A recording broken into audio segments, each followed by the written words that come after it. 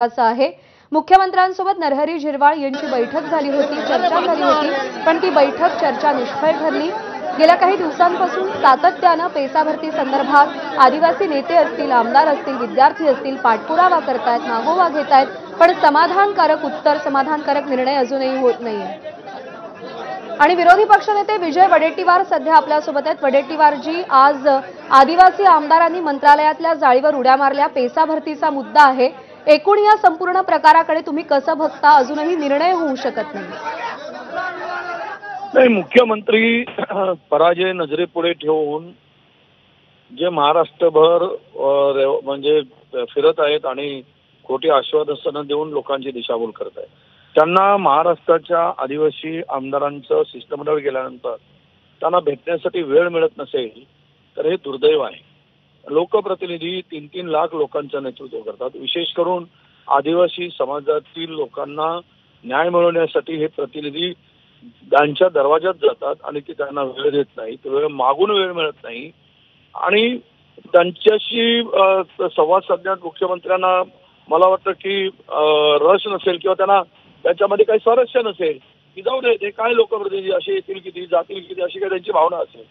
कदाचित म्हणजे तुष्यतेची वागणूक कदाचित आदिवासी आमदारांना त्यांना द्यायचं असेल असं मला दिसतं, म्हणून त्यांच्या प्रश्नाकडे किंवा त्यांना भेटण्यास टाळाटाळ मुख्यमंत्र्यांनी केली असावी।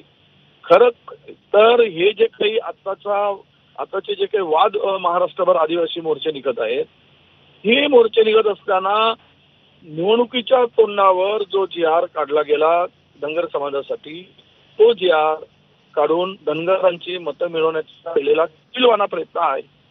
या जी.आर. नुसार त्यांना आरक्षण देऊ शकत नाही, राज्य सरकारचा तो अधिकारच नाही, तो अधिकार केंद्र सरकारचा आहे।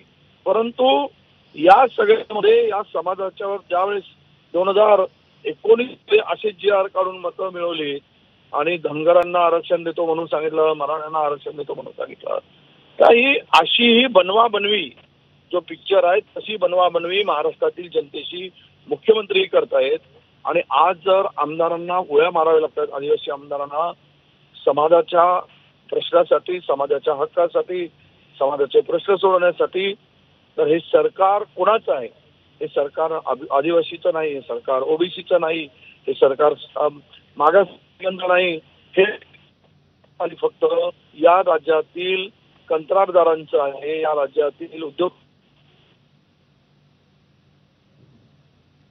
विजय वडेट्टीवारजी, तुमचा आवाज सध्या पोहोचू शकत नाहीये, पण सरकारवरती तुम्ही टीका करताय। या सरकारला आदिवासी समाजाच्या प्रश्नांबद्दल त्यांच्यामध्ये उदासीनता असल्याचा आरोप तुम्ही केलेला आहे। विजय वडेट्टीवारजी, आभार आपले, आपण एबीपी माझाला प्रतिक्रिया दिलीत त्याबद्दल। तर मुख्यमंत्री जनतेची फसवणूक करतायत, बनवाबनवी करतायत असा आरोप विरोधी पक्षनेते विजय वडेट्टीवार यांनी केला।